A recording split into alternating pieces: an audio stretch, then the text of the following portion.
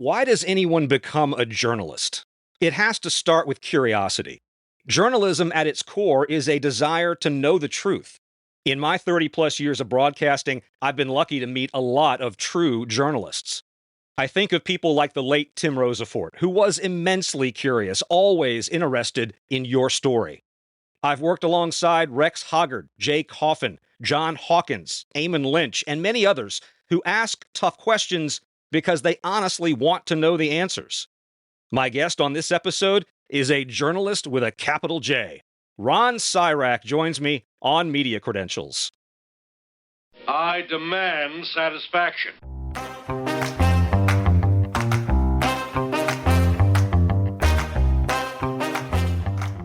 My name is Whit Watson, and this is Media Credentials. I'm a sports announcer who's worked a lot of places.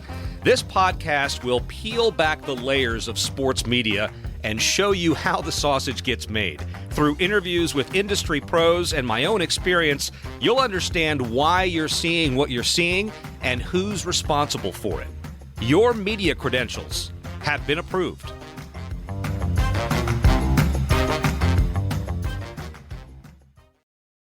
Ron Sirak is a fixture in golf media. After nearly 2 decades with the Associated Press, Ron spent another 20 years as a senior writer and executive editor for Golf Digest and Golf World magazines. He's a past president of the Golf Writers Association of America and has earned numerous accolades, including the PGA of America Lifetime Achievement in Journalism Award. Ron has been a contributor to Golf Channel for nearly as long as the channel has existed, and that's how I got to know him. He possesses the same traits as the other journalists I mentioned in the open: relentless curiosity, tireless work ethic, and the commitment to getting it right over getting it first. Ron has said in interviews that he's not a golf writer. He writes about people who happen to play golf. He joined me from his home on Cape Cod in between rounds of golf. And one footnote, we recorded this episode a few days before Jon Rahm announced he was joining Live Golf. So we didn't cover that, but we got to just about everything else. Ron, I'm happy to be talking to you when we're not wearing makeup or an earpiece. We spent a lot of time on the air together, but this will be a lot less stressful. How are things on the Cape this time of year? Fall golf on Cape Cod is wonderful. You know, there's no people, and fall lasts forever here. We have 2 falls and no spring. You know, spring's a bad time to play golf, but fall's wonderful here. Typically, this time period, as you and I talk, between Thanksgiving and New Year's, is our quiet time in golf. But you've got all the goings-on with Live and the PGA Tour. As you and I speak today, Tiger Woods is on the golf course at Albany in the Bahamas. We've got LPGA record purses being announced for next year. What current story in this so-called off-season is of most interest to you? Well, you know, I still think that the whole Live PGA Tour thing, there's more that we don't know than we do know about all that. And I'm just going to be fascinated to see how that all shakes out. I see that Commissioner Monahan is saying that they want to have some sort of agreement in place by the end of the year. I'll be surprised if that's true. I think that there's probably court battles ahead. I think there's probably legislative obstacles and governing bodies interference ahead. So I think there's a long way from sorting that out, but that's fascinating. One of the things that's sort of gone unnoticed here is the LPGA played for $100 million this year. That's a record. They're playing for $116 million next year. That's up almost 70% over 3 years ago. That's enormous gains that the women have made in terms of money. But because of the Live involvement and the PGA Tour's response to Live, women actually have lost ground to the men in terms of finances and money. They've slipped farther behind. I was going to ask this question later, Ron, but the women's game, women's sports in general are trending up. We talked about just a second ago, you mentioned the LPGA record purses. The National Women's Soccer League just signed a media deal worth $60 million a year, Ron. That's 40 times more than their previous media rights agreement. What do you think is driving this current renewed interest in women's sports?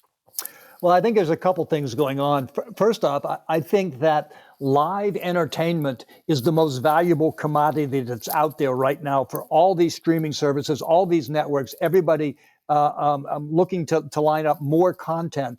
And sports is the hottest commodity that there is in the entertainment world right now, because it happens live and it's not scripted. We don't know what the outcome's going to be. It's absolutely compelling entertainment. So I think all sports are benefiting from this battle over lining up compelling content. I also think that in all women's sports, the depth of talent has increased enormously. I think that's it's a function of Title IX. We now have women playing sports whose mothers and even grandmothers were college athletes because of Title IX, and they're growing up more. They're getting more encouragement at home to be athletes. When I first started covering the LPGA, it was extremely rare for somebody outside the top 30 or top 40 to win a golf tournament. Now, somebody at the bottom end of the field can step up and win. Same thing, women's college basketball. When I was living in Connecticut, working for Golf Digest and Golf World, I followed the UConn women's basketball team. And in 2000, when I moved to Connecticut, UConn would have maybe 3 compelling games a year, Tennessee, Stanford, Notre Dame. That's about it. Now, there's a bunch of good teams out there. The competition at all levels of women's sports has gotten better and better and better because Title IX's made that possible. I promised we wouldn't talk too much business. Let's go back to the beginning. You are from Western PA, Newcastle, Pennsylvania, the cradle of quarterbacks. Were you a Johnny Unitas guy? That's how I have you pegged. Well, Johnny Unitas is one of the Pittsburgh. I'm a Pittsburgh Steeler guy, that's for sure. Right. And Johnny Unitas is one of the Steelers' biggest mistakes. You know, he's a local guy that he went to Louisville and came out of college. The Steelers drafted him, and they thought he was too small. He wasn't going to make it, and they cut him. And he went to the Baltimore Colts and became Johnny Unitas. Right. But it is an area, and believe me, that it was. Friday night football nights were great nights there, and high school basketball was an enormous passion there. Some of my fondest memories is being in a hot high school gym on a cold January night, watching with the pep bands playing, I saw Norm Van Leer play basketball, Jack Marin. There was just a lot of great athletes that came out of there, but probably the reason I got involved with golf is we had a local kid who in 1955 won his first PGA Tour event, in 1958 won his first major, and that was Arnold Palmer. Right. And Arnold got my dad involved in golf. My dad was a steel worker, took up golf when he was 35 years old because of Arnold. And honestly, by 1960, and in 1960, Arnold won both the U.S. Open and the Masters. By 1960, every steel mill and factory in Western Pennsylvania had a 9-hole golf league. And it was because of Arnold. He took the game out of the country clubs and brought it to the masses. And, I've always said, if the discussion is who's the greatest golfer of all times, there's a lot of people, not a lot, a handful of people who enter into that discussion. But if the discussion is who's the most important golfer of all time, I think it was Arnold Palmer. I think that he grew the game in a way that no one else really has. That era in Pittsburgh and in Western Pennsylvania was the era you're talking about, like when you were in high school and then going to college at Franklin and Marshall, the Roberto Clemente era for the Pirates and the beginnings of the Steel Curtain for the Steelers. Who were some other sports heroes besides Palmer that you followed? I'm told that I watched Don Larson pitch his perfect game in the 1956 World Series, that I watched it on TV. I was 6 years old. I don't remember it. I had some spotty memories of Arnold winning the Masters in 1958, but 1960 is the year when my memory really locks in terms of sports and everything, really. I was 10 years old. And that year, 1960, Arnold won the U.S. Open and the Masters. The Pittsburgh Pirates took down the mighty New York Yankees in the World Series in 7 games. Mazeroski's home run in the bottom of the 9th inning. John Kennedy was elected president, and I grew up in a family of Catholic immigrants from Hungary, and the Kennedys were big in our family. So that was a big year. But those. Clemente remains the largest piece of art I have in my house here in Cape Cod is a painting of Roberto Clemente making a backhanded catch. He was an athlete who captivated me. I've always felt that when they retired Jackie Robinson's number 42 as to commemorate the fact that he broke the color barrier and became the first black in baseball, I think baseball should retire Clemente's number 21 because he was the first great Hispanic player, the first great Latin baseball player, and the game has so many Latin stars in it right now, and they will all tell you that Roberto Clemente was their guiding light. How did you get drawn to journalism as a potential career? When I went away to college, my plan was to, Franklin and Marshall was very big pre-law, pre-med school. I wanted to become a lawyer and go into politics. My hero was Bobby Kennedy, who sadly and ironically was assassinated the night of my high school graduation in 1968. Wow. And I went away to school with that plan that I was going to go to law school. And Lancaster, like many towns at that time, had a media monopoly. The same family owned the morning paper, the evening paper, the Sunday paper, the TV station, and the radio station. They controlled all that. And to get other voices into the mix, some professors at Franklin and Marshall College, Lancaster Theological Seminaries, and some members of the Quaker and Mennonite peace community there who were against the war in Vietnam started an independent newspaper, the Lancaster Independent Press, a weekly newspaper. I started writing for them in 1970 while a sophomore at F&M, and I fell in love with journalism. And when I left F&M in 1972, I moved to New York, and with the idea that I wanted to become a writer and I wanted to get into journalism, and that's what started me. Was it always sports, or did you have designs on being a hard news journalist? No, my first 17 years was as a news journalist, and I was working in 1987. I was the supervising editor on the main news desk at the Associated Press's national headquarters in New York. And the AP had gotten a new sports editor, a guy named Daryl Christian, and he came off the news desk in Washington, D.C., and he brought a radical idea to the idea of covering sports, which is that sports writers should be journalists first and sports fans second. So he started raiding the news desks to find people who had journalism skills, but were really interested and knowledgeable about sports. And he found me, and he went through. He and the executive editor of the Associated Press, who was Walter Mears at that time, fought an 8-month battle over who was going to get me. And Daryl kept the job open, and I became the assistant sports editor at the age of 37, and started covering events then. And as part of my job, I would travel to major sporting events and coordinate the AP's coverage. You'd have 10 writers at, say, the NCAA Final Four. You wanted to make sure that they didn't all write the same story. So my job was to dole out assignments to all 10 of the writers and coordinated that. Well, I started going to the major golf championships. And I'd always been around golf. I'd started playing very, very young. I loved the game. I started going to the majors, and I started giving myself assignments to write stories at the majors. The first one I was at was 88 Masters, Sandy Lyle 7-iron out of the bunker on 18 to win the Masters. Then in 1995, Bob Green, who was the longtime golf writer for the AP, had to retire because of illness.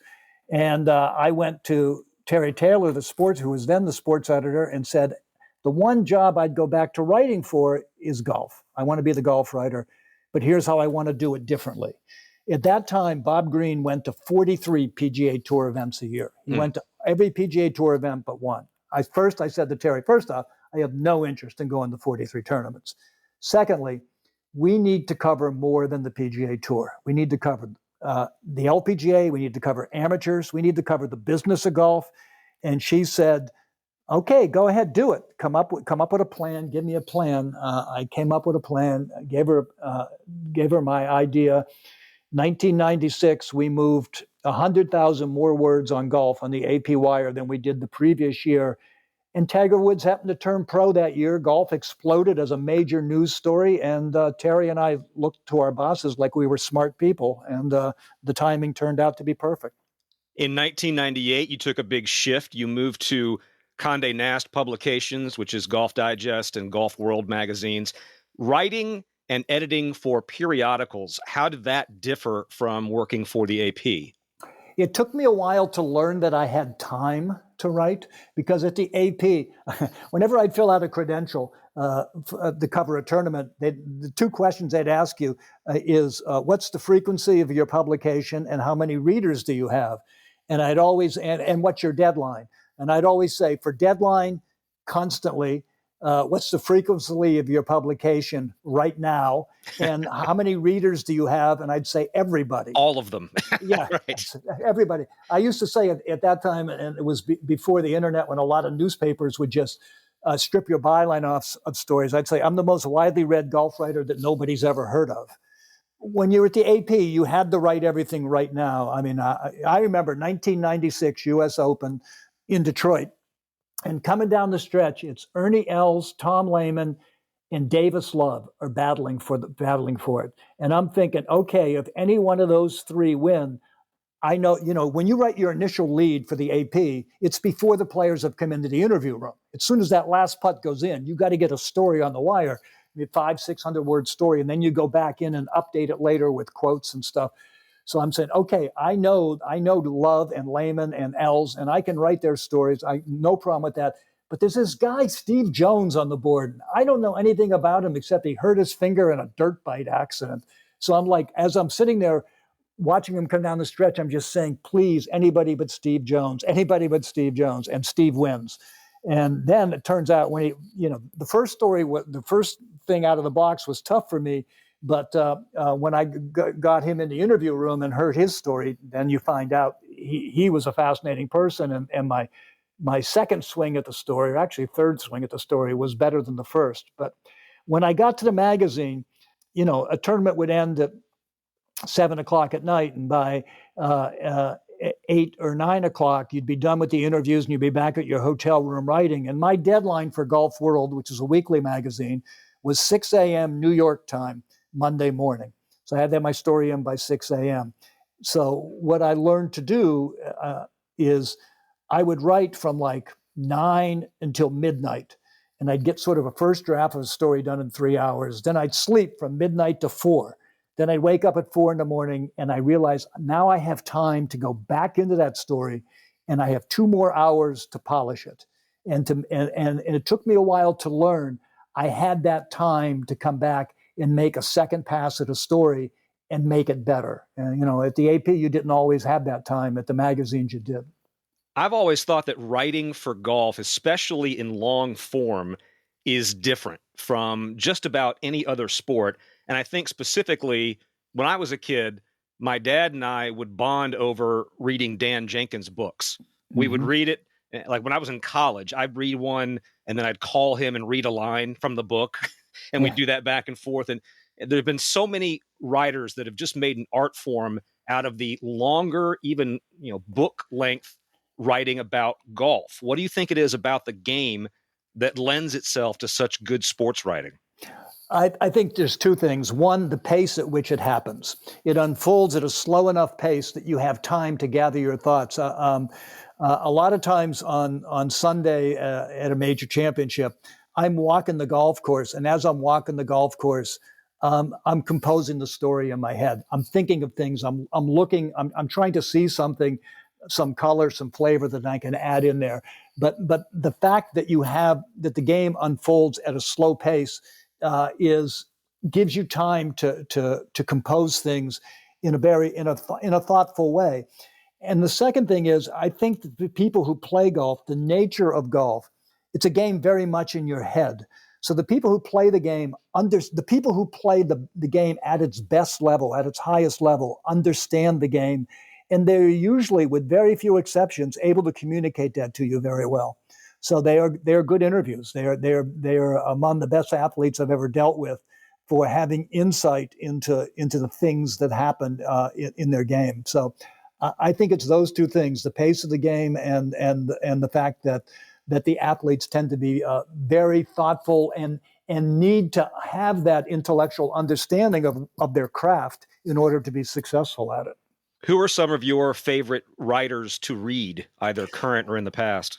Well, you mentioned Dan Jenkins, and one of my great thrills was that I was able to become good friends with him.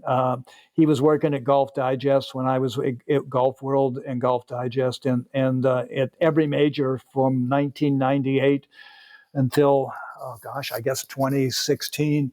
I'd have dinner with him virtually every night, and picking Dan's. And when I would cover the Colonial Tournament in Fort Worth, he and his wife June were living in Fort Worth at the time, and we'd go out to dinner that every night that week, and we would talk about writing, but we'd not talk about golf writing. We'd talk about movie writing. We talk about one of my favorite things. Dan's asked me once. He said, "Who do you like to read?" And I said, "John Steinbeck is one of my favorite writers." And he said, "Yeah, I knew him."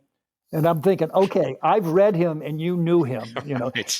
Turned out Steinbeck's second wife was somebody that Dan went to elementary school with in Fort Worth. And they were both living on the Upper East Side of Manhattan when Dan was writing for Sports Illustrated. But Jenkins is the gold standard for everything. I think that I like Michael Bamberger's work a lot. I always thought that Jaime Diaz is one of who, in the time that I've known him, he's worked for Sports Illustrated, the New York Times, Golf Digest, Golf World, Golf Channel. It shows you he either can't hold a job or he's really, really good at what he does. And the latter is true. He's really good. He's one of the smartest people I've ever worked with. And I think one of the things that Jaime does better than anybody, I don't know if there's anybody who understands the golf swing as well as Jaime understands the golf swing, who can also write about the golf swing as well as Jaime can write about the golf swing. And he understands the mechanics of the game so well, and then has the writing skills to communicate that to his readers. So he was always one of my favorite to read too. Bill Fields, who's a feature writer at Golf World and was the feature editor when I was there, is another extremely talented person who I enjoy reading.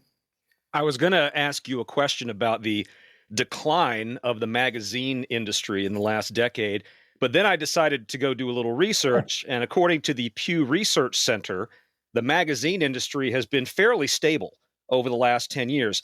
What's taking a hit, as we all know, is newspapers, and especially local newspapers. According to Pew, total daily circulation is down from 60 million in 1990 to 20 million last year.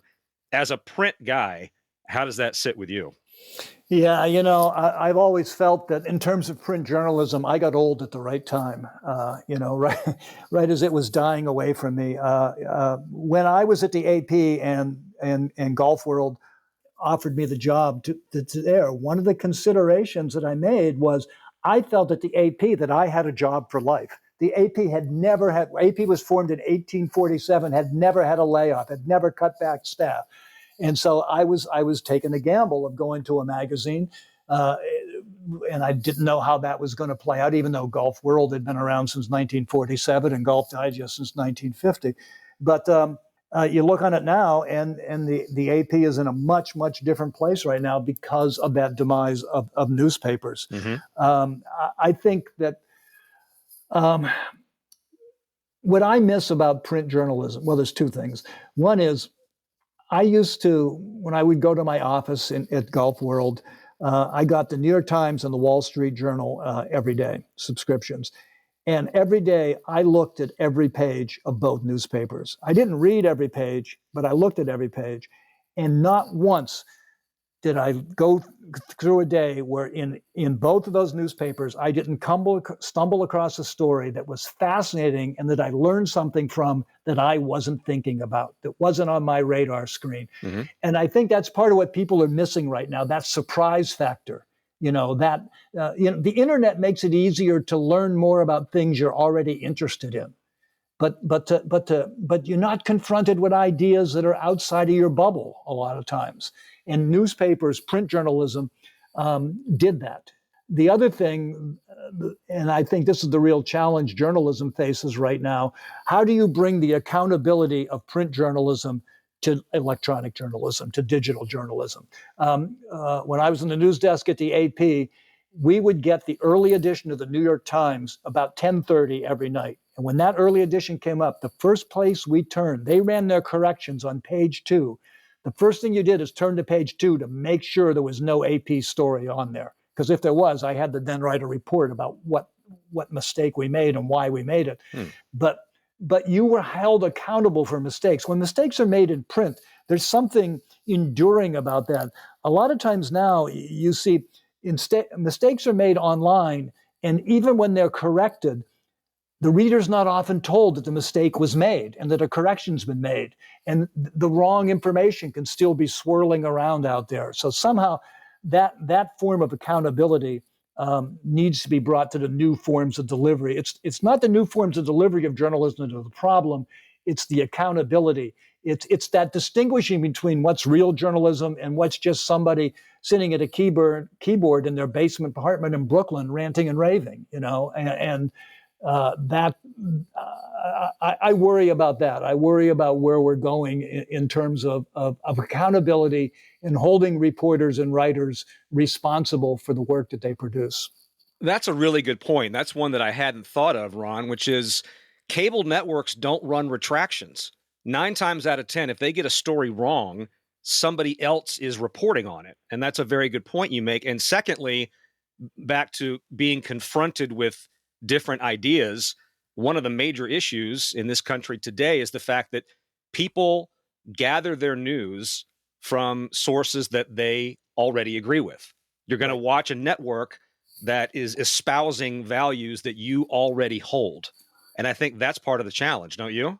Yeah, I watch sometimes TV news right now, and one of the things that I've noticed is that it's become harder and harder for them to deal with more than one story at a time. Yeah. It's like all of a sudden, horrific struggle breaks out between Israel and Hamas, and Ukraine doesn't exist anymore. Right. No, that war's still going. Why can't we cover? And newspapers used to be able to do that. Newspapers can still do that. When I was on the supervising editor and the news desk at the AP, we would make what we called the budget every day. And it was the top 12 stories of the day. And there'd be like 3 international stories. There'd be 4 or 5 domestic stories. There'd be, towards the bottom of it, a light story, a sort of a featurey, lighter read story. But it covered a broad spectrum of things. And that's happening less and less right now. A news story breaks, and that becomes, it overwhelms the news cycle. And then what they were writing about yesterday all of a sudden becomes forgotten. And no, it didn't go away. It's still happening. It still needs to be reported on. The other thing that drives me a little bit crazy is more and more TV news defines what's news is if they have video of it. I'll see sometimes on local news here, they have video. Here's a helicopter video of a house fire in Dorchester. And the fact is, yeah, there was a house. It was on fire in Dorchester, but nothing happened. Nobody was hurt. Nothing happened, but they happened to have video of it. Or the whole caught on camera thing. Because we saw this, it elevates it as a news story.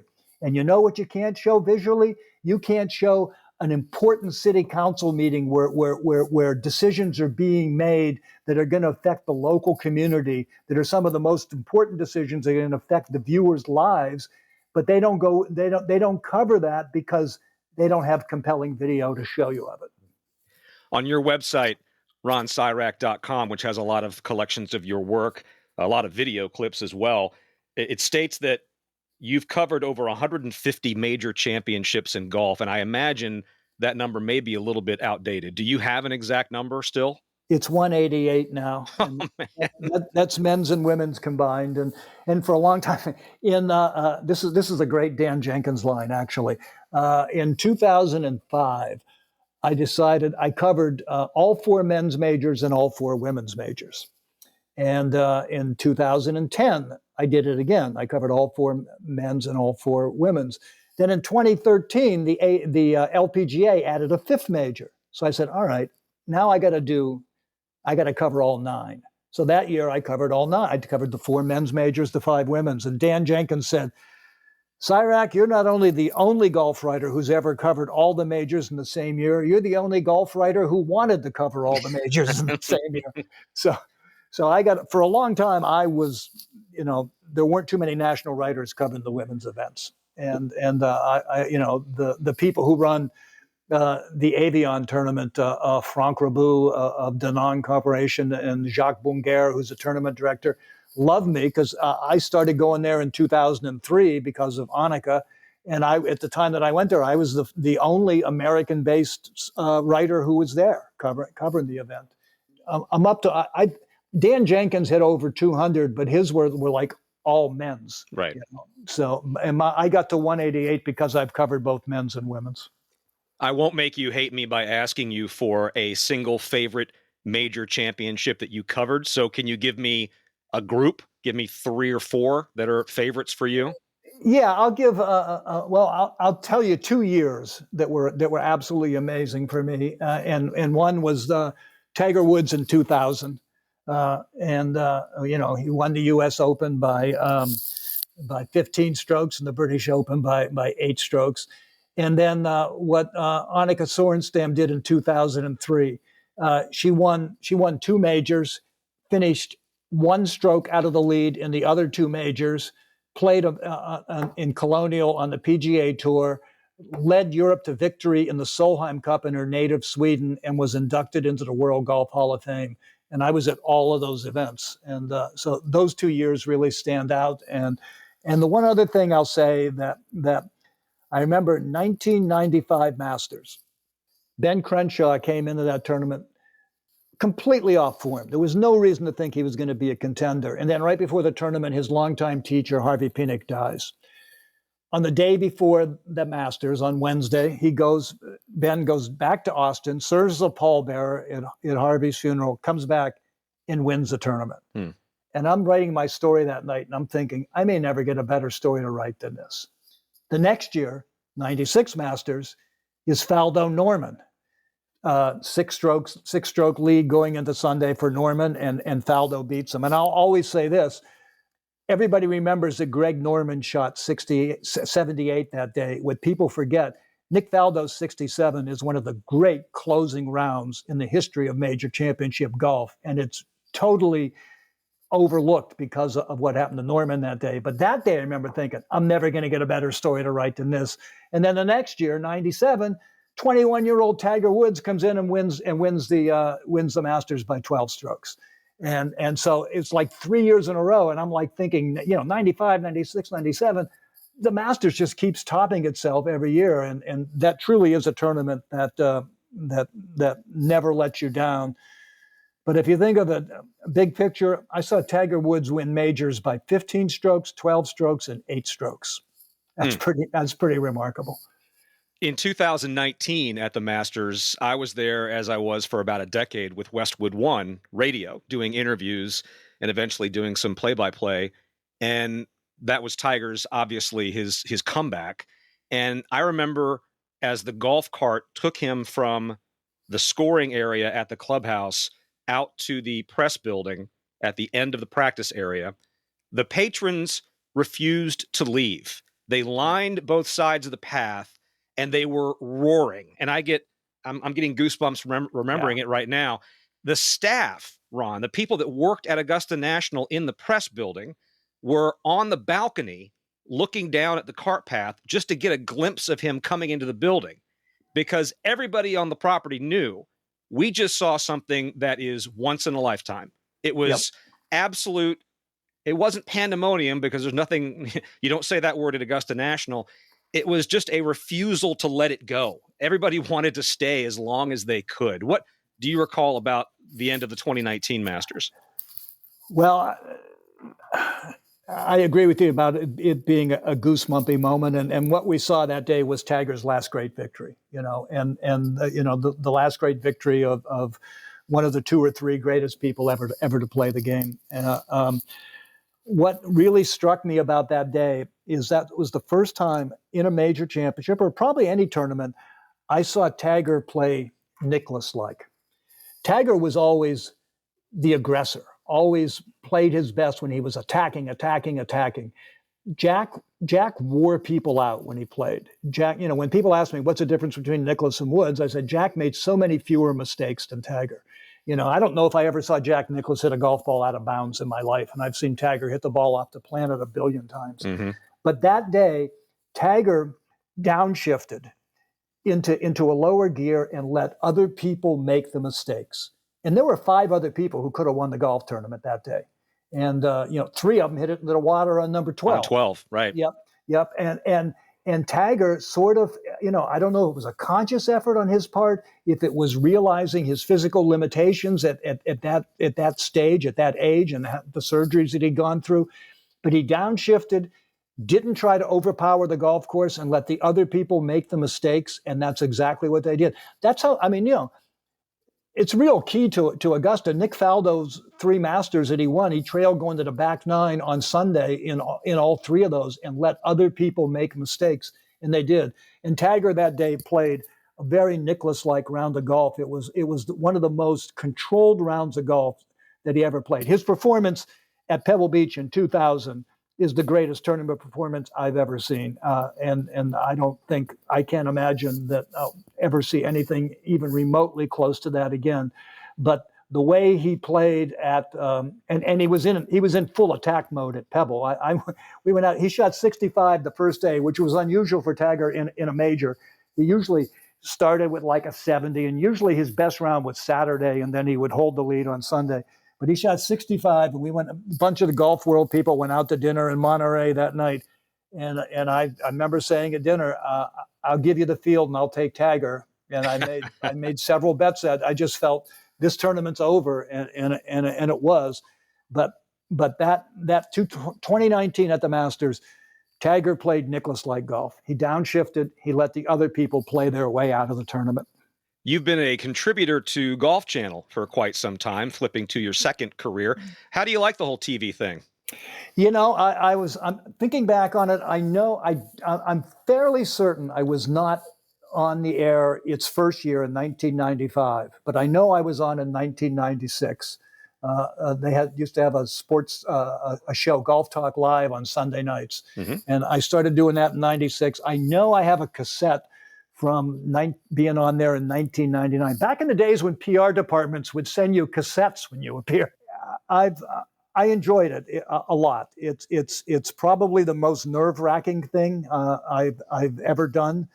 Even now, when I do Golf Central or Golf Today now, and I'm doing it from my home on FaceTime, and I've gotten viewers can't see it. The person interviewing me can't see it. I've got notes taped up all over my little setup that I have in here to remind me of points that I want to make and things that I want to say. But I find doing live TV as stressful as it's the most stressful thing that I've done in journalism. Let's put it that way. The nearest I felt to that in pressure in 2007.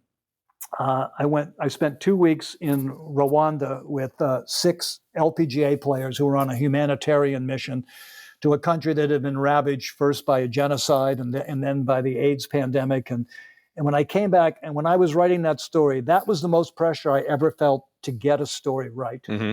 I felt like I owed it to the people of Rwanda. I owed it to the players who went on this humanitarian mission.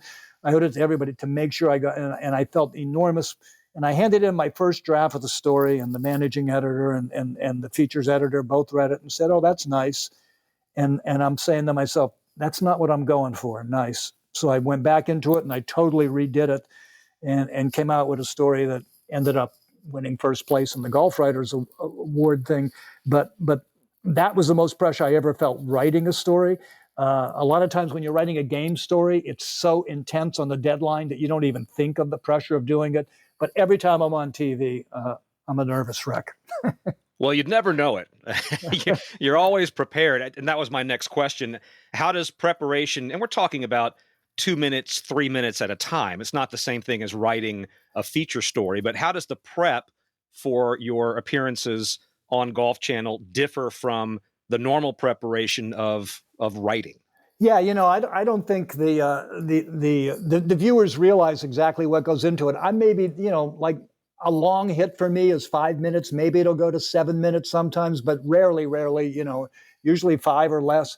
But it starts the day before when I exchange emails with the producer. Here are topics that we'd like to get to right now. What do you see? So I would respond to the topics that they have in there. I would say what I think is something that we should get to. Then they come back to me with, okay, here's the final lineup of things we want to do. Here are the 4 or 5 topics we're going to hit you with. And then I'll respond to them with where I'm going to go with each topic, so they'll know which video to pull to show while I'm on there. For that little 5-minute thing, there's probably a couple of hours of prep time that goes into it. And when I used to do morning drive, oh man, thank goodness that show went away, because You and me both, brother. That alarm was one of the worst. If I was on at 7:30, it meant I had to be up at 5:30, and you guys are getting up. When the few times that I went in and did it in studio, I'm up at 4.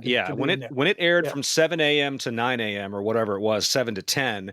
For me, living about a half an hour away from where the studio was in Orlando, that's about a 3:30 a.m. alarm.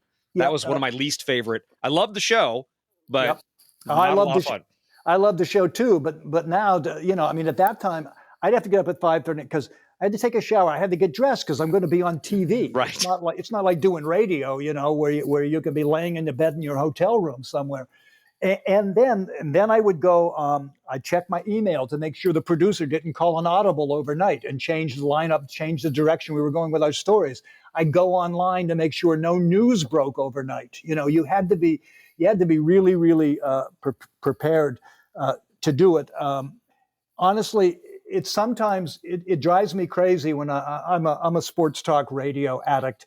And it drives me crazy when I hear people who are being paid to go on the air to talk about sports have come into something like, say the NBA in-season tournament that they just had. And yeah, it's confusing, but to have somebody say, I don't really understand it, who's on the air, who's being paid to be on the air. No. It's your job to understand it. You needed to do your research about this before you went on there. You needed to be prepared to say, here's how it works. Here's how it's going to play out. And I always, every time I've been on Golf Channel, I felt that sense of responsibility. And maybe that's the AP DNA still in me. Lou Bacardi, who was president of the AP when I was there, when I became the supervising editor in the news desk, said to me, look, I'd like to be first, but I'd rather be right. Mm-hmm. Make sure you get the story right. And I've always felt that's my responsibility. And I love how much work that goes in to that short appearance on Golf Channel, because the producer is working with me to make sure that we're going to go out there and we're going to do it the right way, and we're going to be we're going to give them the best possible product. I think it's one of the reasons I've survived on Golf Channel as long as I have, is that I am always prepared. That's job one for me. Be prepared and talk with a lot of energy. Those are the only 2 things that I have in my mind. You talked about sports radio, and depending on who you ask, there are those that say that traditional terrestrial radio is dying. The regional sports networks on cable, they are falling apart right in front of our eyes. And streaming services now in play to make rights deals with leagues. But people still crave sports, even though sports journalism is fractured and there's just a lot of areas in flux right now. People still demand sports content. So looking down the road, how do you think this industry is going to develop?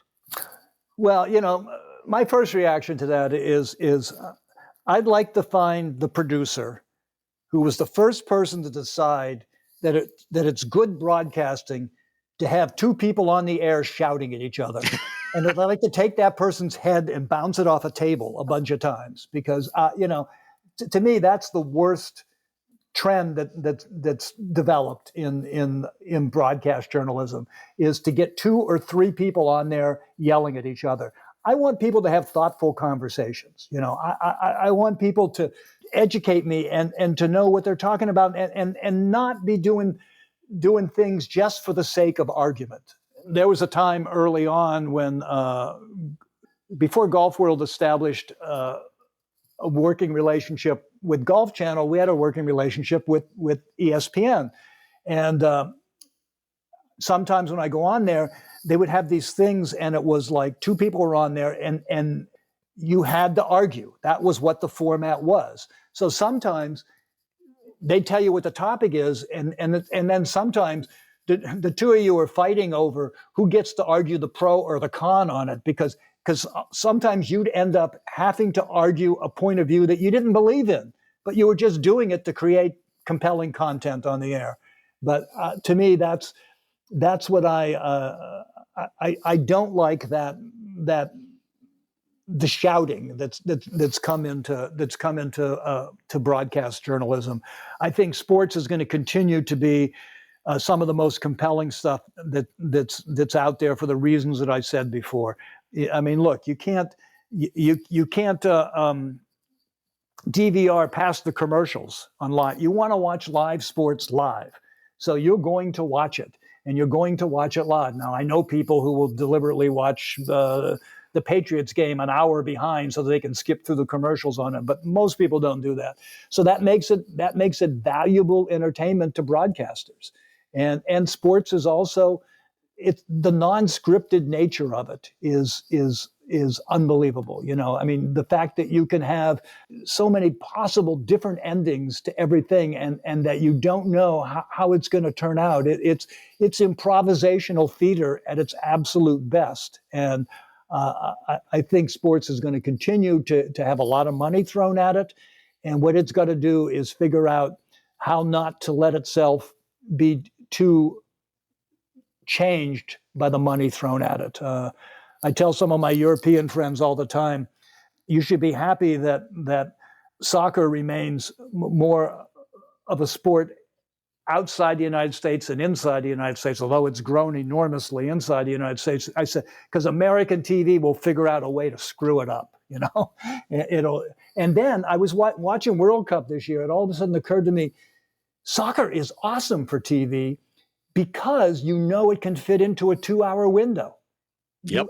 You absolutely know it's going to fit into a 2-hour window. You know, and the most you're going to have is a few minutes of extra time at the end, and then maybe a shootout. But even with all that, it's going to fit into a 2-hour window. And every other sport is trying to figure out, how do we make the game faster? How do we make it faster? Soccer fits into that perfectly, and I think that it's just starting to make headway with American audiences that way. Let's say that arbitrarily someone tells you, Ron, you've got one more interview to do before we make you retire. What player or players would you pick to talk to? Well, I'll tell you the one interview that I didn't do that I wish I had done, and I interviewed Sarazen, Nelson, Sneed, everybody, Kathy Whitworth, Mickey Wright. I wish I'd been able to sit down with Ben Hogan. I'm fascinated by him, and whenever the discussion of the greatest ever to play the game comes out, I'm a big feeler. I'm against the GOAT argument. I don't think you can be the greatest of all time. I think you can be the greatest of your era, because I don't know how you compare Bobby Jones to Ben Hogan to Jack Nicklaus to Tiger Woods, you know. But I wish I had interviewed Hogan. I suppose it's Tiger, you know. I've known Tiger since 1995, and I've always gotten everything that I ever needed from Tiger, but it's always been on his terms. If I walked with him from the parking lot to the clubhouse, you know, he would fill my notebook up. If I walked with him from the clubhouse to the practice range, he'd fill I joked to him once. I said, Tiger, someday I'm going to have an interview with you where I'm not walking. You know, we're going to be sitting down. And there are so many things that I would love to ask him about the amazingly circuitous route that he's followed and what he accomplished. I remember being at my place here on the Cape on Thanksgiving weekend in 2009 when his world fell apart. The next year, going into 2010, Jeff Russell, the at that time editor-in-chief of Golf World, says, your job this year is to go every place Tiger goes. So I went to every first tournament he played was the Masters, and then he went to Quail Hollow, and then Later in the year, he's playing at Aronimink, PGA Tour event at Aronimink outside Philadelphia. And he made the cut right on the number. So he's in the first group out Saturday morning. So it's like 7 o'clock Saturday morning. I go down to the putting green. There's Tiger, and he's sitting there putting away. Stevie was still his caddy then. I said, Tiger, man, you got to start playing better because you're cutting into my sleep time on the weekends, dude. These 7:30 tee times are just not fun. And he says, tell me about it, and he laughs. And then we had about a 15-minute conversation in which we talked about the Women's U.S. Open was going to be played at Oakmont that year.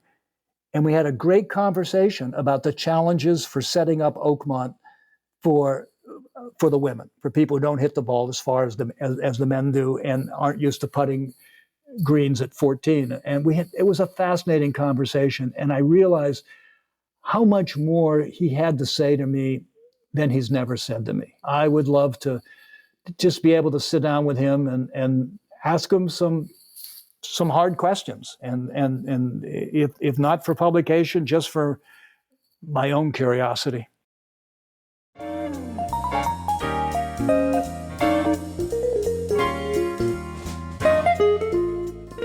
In just a few seconds, we'll have some closing thoughts on this episode, so stay tuned. If you're enjoying it so far, please consider subscribing or sharing and leave a review. Let me know what you'd like to hear in the future on Media Credentials.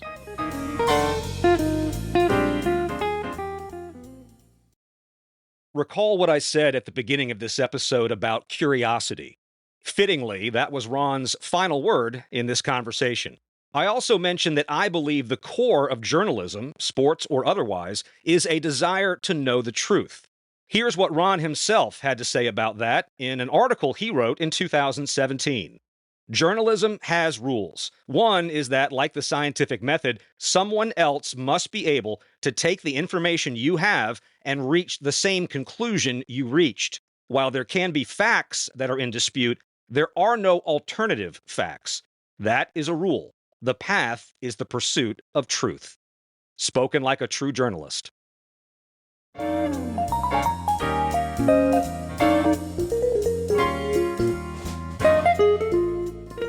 Thanks again for listening to Media Credentials. For examples of my work, including video and audio clips, a blog, and my contact page, check out whitwatson.com.